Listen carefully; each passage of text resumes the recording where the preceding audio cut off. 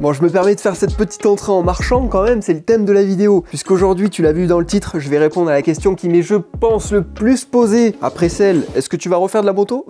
Celle-là, elle est indétrônable. En tout cas, bonjour à toutes et à tous les amis, bienvenue dans cette nouvelle vidéo. Je suis très content de vous retrouver. Comme d'habitude, j'espère que vous allez passer un bon moment. Et si c'est le cas, tu sais comment me le faire savoir. Un petit pouce bleu, un commentaire et un abonnement, les amis. Vous pouvez y aller. Là, c'est open bar, c'est gratuit comme d'hab. En tout cas, aujourd'hui, vous l'avez vu, je vais répondre à cette question. Pourquoi je remarche? Enfin, pourquoi moi du moins? Parce que pour ceux qui me découvrent avec cette vidéo, je suis un paraplégique, encore aujourd'hui. C'est vrai que dans mes vidéos, je dis ex-paraplégique, mais c'est pour que tout le monde comprenne. En réalité, je suis toujours paraplégique incomplet, je vais revenir aussi là-dessus. Mais ne vous inquiétez pas, je vais absolument tout vulgariser pour que tout le monde comprenne, que tu t'y connaisses, que tu t'y connaisses pas, peu importe.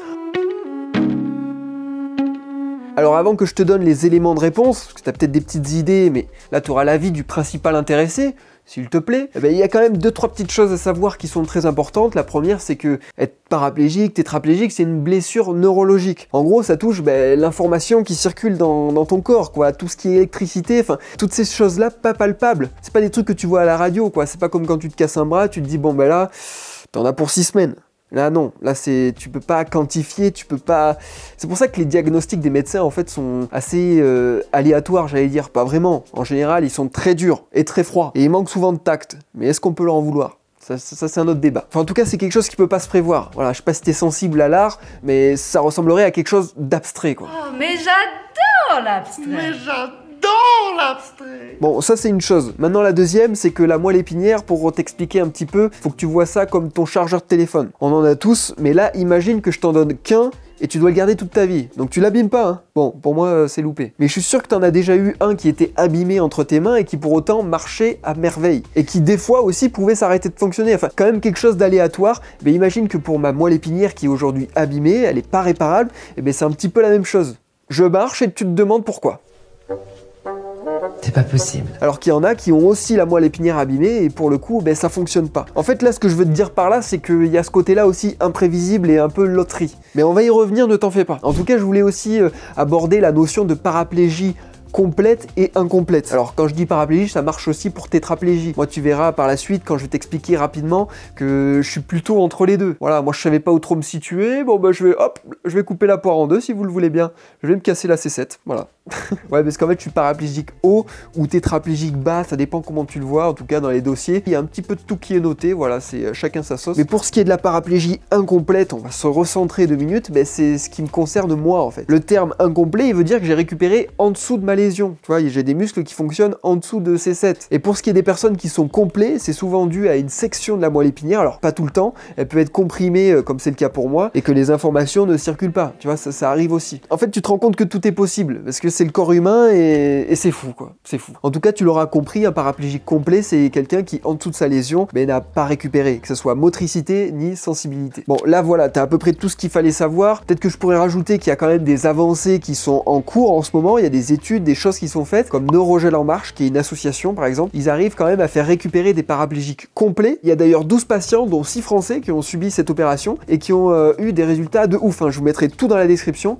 Et il y a bien sûr l'homme le plus riche de la Terre, les amis, Elon Musk. This is Elon Musk. Qui lui aussi bosse là-dessus avec Neuralink, t'en as peut-être déjà entendu parler. C'est cette sorte de capteur qu'on viendrait intégrer un peu dans le cerveau et qui relierait en Bluetooth notre cerveau et les membres paralysés. Ça c'est complètement fou quand même. Mais là tu te dis ok, tu nous parles d'éléments extérieurs qui viendraient faire que la personne pourrait récupérer ou non. Mais toi Léo, t'as quand même récupéré de manière naturelle. Alors comment ça se fait ? Pourquoi toi? On est là sur cette vidéo pour ça. Écoutez les amis, il y a quand même différents facteurs qui rentrent en compte. Je vais tous te les citer, mais reste bien jusqu'à la fin parce que tu verras qu'en fait, il y a quelque chose qui relie tout ça quand même.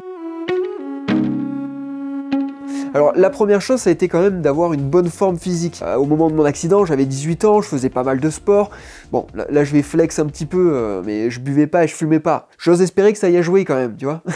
Bon, il y a ça, mais il y a aussi le fait que sur le moment de l'accident, j'ai été pris en charge d'une manière quand même irréprochable. C'est-à-dire que j'ai pas été bougé ou quoi que ce soit.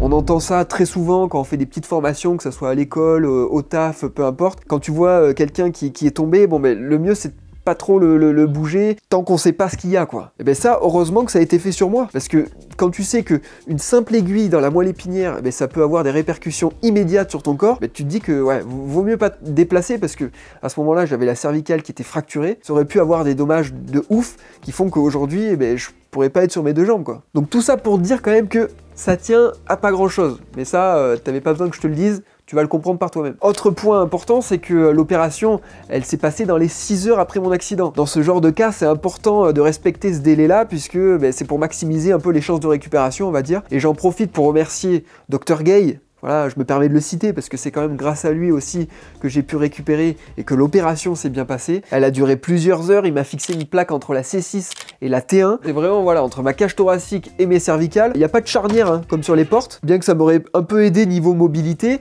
mais c'est vrai que je me suis pas cassé au meilleur endroit, quoi. C'est pour ça d'ailleurs qu'aujourd'hui je peux pas soulever énormément de poids, enfin du moins il faut que je fasse gaffe, parce que par la suite, voilà, arthrose prématurée, tout ça, tu connais, quoi. Un autre point important, et celui-là il va peut-être te parler un petit peu plus, c'est l'entourage et l'envie de se battre. Voilà, alors je t'arrête de suite, parce que l'envie de se battre... Avec les bagues ou sans les bagues, et la castagne. J'en ai croisé beaucoup, hein, et j'en croise encore aujourd'hui, des personnes qui me disent « Mais comment t'as fait avec ton mental? Moi à ta place, c'est sûr que non, j'aurais pas réussi, etc. » Ça, tu peux pas le savoir. Tu le sais qu'au moment où t'es devant le fait accompli, en fait. Parce que pour moi, ça découle pas du mental, mais plutôt de l'instinct de survie. En fait, quand t'es dos au mur, bah, tu peux pas te tourner, il y a le mur, donc t'es obligé d'avancer, quoi. Donc il y a peut-être un aspect mental qui rentre en jeu, mais pour moi, ça s'est fait quand même de manière assez naturelle, j'ai envie de dire. Et je pense qu'il y en a beaucoup aujourd'hui qui se disent « Non, moi, si ça m'arrive, c'est pas possible », qui pour autant se verront surprendre d'eux-mêmes en se disant « Bah si, j'ai envie de me battre ». Enfin, pour moi, ça va de soi. Mais on va plutôt développer l'aspect entourage, parce que moi, j'ai eu la chance d'avoir un entourage solide, que ce soit familial comme amical. En fait, c'est un peu là où tu te rends compte qui est là pour toi. Et d'un côté, moi qui aime bien voir les choses du côté positif, bah, tu te dis, ok, t'as 18 ans, tu commences dans la vie, mais tu sais déjà qui sera là pour toi et tout. Donc, quand on dit on peut voir du positif partout, c'est vrai, quoi. Et en plus de ça, l'an passé, avec mon meilleur pote Théo, on a eu la chance de rencontrer plus de 50 personnes inspirantes à travers toute la France, dans le cadre d'un projet pour notre association, et c'est vrai que toutes ces personnes-là qui ont eu un destin chamboulé, mais qui ont su rebondir, elles avaient tout un point commun.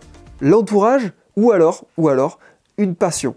Mais à 99% des cas, t'es obligé de faire avec l'un des deux, quoi, si tu veux avancer. Alors moi, c'était bien, puisque du coup, j'avais l'entourage et la passion.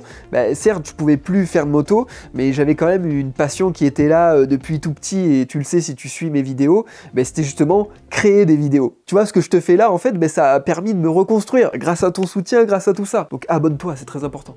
Bref, quand t'es au fond du seau, je pense qu'il faut aussi être ouvert d'esprit. Moi, ça a été mon cas, c'est-à-dire que t'essaies de te raccrocher partout où tu peux, tu vois, c'est comme l'escaladeur qui a pas beaucoup de prise, mais il va essayer mine de rien d'en dégoter quelques-unes, tu vois, aussi petites soient-elles. Bon, il faut se raccrocher aux choses qui sont saines pour toi et pour ta santé. Mais quand je te dis tout ça, c'est par exemple tester des choses qui sont pas forcément prouvées scientifiquement. Le tout, dans ces moments-là, c'est pas forcément de chercher à rationaliser absolument tout ce qui se passe, mais c'est essayer des choses comme la visualisation. Moi, je m'en suis beaucoup servi pendant ma rééducation, et c'est pour autant quelque chose qui est pas forcément énormément mis en avant, on va pas se mentir. Parce que quand tu te dis qu'on utilise seulement 10% de notre cerveau, bah tu te dis qu'il y a peut-être des choses qui nous dépassent et qui fonctionnent quand même. Alors pour moi, la visualisation, c'était quand même quelque chose d'important, et j'en ressentais les bénéfices, et je peux même le dire au présent, j'en ressens les bénéfices, parce qu'aujourd'hui, t'as peut-être vu sur mon petit compte Instagram que j'entame une sorte de remise en forme.